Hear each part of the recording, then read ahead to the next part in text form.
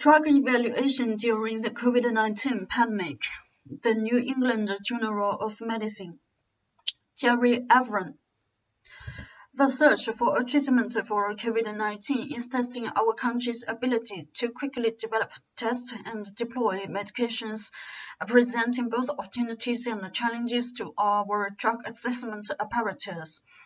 Several aspects of the U.S. response raise serious concerns, highlighting how the processes for evaluating and approving drugs can go awry during a public health crisis. The global pandemic has put pressure on clinicians and the Food and Drug Administration to act swiftly to make medications available to patients. When very limited observational and anecdotal evidence raised the possibility that the anti-malarial drugs chloroquine and hydroxychloroquine may have activity against SARS-CoV-2, President Donald Trump quickly began celebrating the promise of their widespread use, stating on national television that he had a hunch that such therapy was effective and that the drugs could be a game changer in addressing the pandemic. More recently, he openly encouraged patients to take the drugs and suggested he might do so himself, despite having tested negative for the virus. After Trump's initial assertions, the FDA is still facing criticism that its delays in approving testing kits for the virus hindered prevention efforts, issued an emergency use authorization on March 28 that allowed for use of the drugs to treat patients with COVID-19. Although the EUA's scope was limited to permitting distribution of chloroquine and hydroxychloroquine from a federal stockpile, its issuance was widely yet incorrectly reported by Trump and others as meaning that the FDA had approved the drugs for this indication. The Centers for Disease Control and Prevention went so far as to publish doses of chloroquine and hydroxychloroquine for use in patients with COVID-19, though it later removed them from its website. Meanwhile, serious concerns have been raised about the adequacy of the available studies of these drugs. These developments represent fundamental threats to the U.S. drug evaluation process, advocating that the FDA should quickly approve drugs without randomized trial data runs, counter to the idea of evidence-based medicine and risks further undermining the public's understanding of and faith in the drug review process, which requires substantial evidence of safety and efficacy based on adequate and well-controlled trials before a drug can be marketed. Though this unprecedented emergency provides a compelling reason for the FDA to act as efficiently as possible, the agency and the medical community can still maintain the highest scientific standards while acting expeditiously. The new EUA represents only the second time the FDA has ever used the emergency authority to permit use of a medication for an unapproved indication. During the 2009 to 2010 swine flu outbreak, the agency allowed use of paramibia, an investigational intravenous neuraminidase inhibitor, in severely ill hospitalized patients with H1N1 influenza. Under that EUA, paramibia was administered to some 1,200 to 1,500 patients, with no rigorous tracking of which patients received it or a collection of outcome data. Ultimately, a randomized controlled trial failed to show any benefit of paramibia as compared with placebo in severely ill hospitalized patients with influenza. The drug was approved in 2014 with an indication only for uncomplicated influenza and not for the use in severely ill hospitalized patients.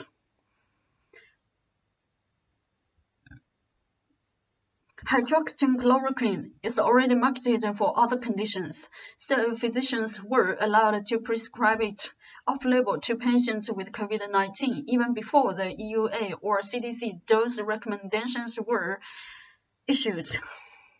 In addition, for investigational drugs that are not yet marketed, providers can request expanded access for severely ill patients who lack alternative treatment options and are not eligible for clinical trials, permission the FDA nearly always grants. This option has always been used for remdesivir, an investigational antiviral drug whose manufacturer has provided it to more than 1,000 patients with COVID-19 outside the clinical trials. Even before the pandemic, many conservative and libertarian politicians and advocacy groups supported expanding patients' right to try unapproved experimental drugs.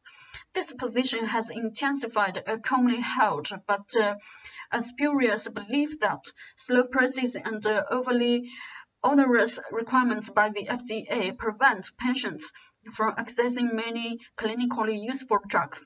In fact, the FDA presides over one of the fastest drug approval processes in the world, with the majority of drugs gaining approval in the United States before they are approved in Europe or Canada. The FDA approves the overwhelming majority of drug applications it receives, and over the past several decades, it has been approving more drugs on the basis of limited evidence, such as fewer clinical trials per drug, trials with a suboptimal design, and trials using surrogate measures which may or may not predict actual clinical benefit as endpoints. Widening access to experimental therapies that haven't been fully evaluated is likely to have several unintended consequences. First, benefits to patients are unknown and may be negligible, as in the case of paramivir, in which case expanded access undermines physicians' attempts to practice evidence-based medicine. Second, medications such as hydroxychloroquine have well-documented risks. Subjecting patients to these risks would be unjustifiable in the absence of meaningful clinical benefit. Third, distributing unproven drugs under expanded access or EUAs may detract from the resources needed to carry out clinical trials, including the patient base and the necessary funds. Since key outcome data are often not collected outside a trial, this redirection of resources will hamper our ability to quickly determine whether these drugs are truly safe and effective. Finally, with drugs that are already marketed for other conditions, widespread off-label use can limit access for patients who need them for their established use. After Trump promoted hydroxychloroquine, prescribing of the drug increased rapidly, leading to substantial shortages affecting patients taking it from rheumatoid arthritis or lupus, indications for which it has been proven effective. During a pandemic that is causing morbidity and mortality to grow exponentially, there is understandable attempt to make unproven therapies widely available and not wait for rigorous clinical trial data. However, well-conducted randomized controlled trials in these acutely ill patients can actually be carried out quite rapidly. Thousands of new patients with COVID-19 present for care each day, and many can be and are quickly enrolled in pragmatic clinical trials. The most relevant clinical outcomes for evaluating these drugs, including death, hospitalization, number of days spent in intensive care, and the need for a ventilator, are readily assessed and available within days or weeks. At least 25 drugs are under investigation for use in COVID-19, with 10 in active clinical trials. The first published major randomized control trial of an antiviral drug combination began enrolling patients in China just a week after the virus had been identified.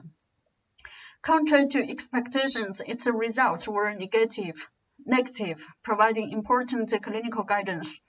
If data emerge showing that any regimen is truly effective in treating COVID-19, the FDA should be able to review those data and provide an approval decision within days or weeks.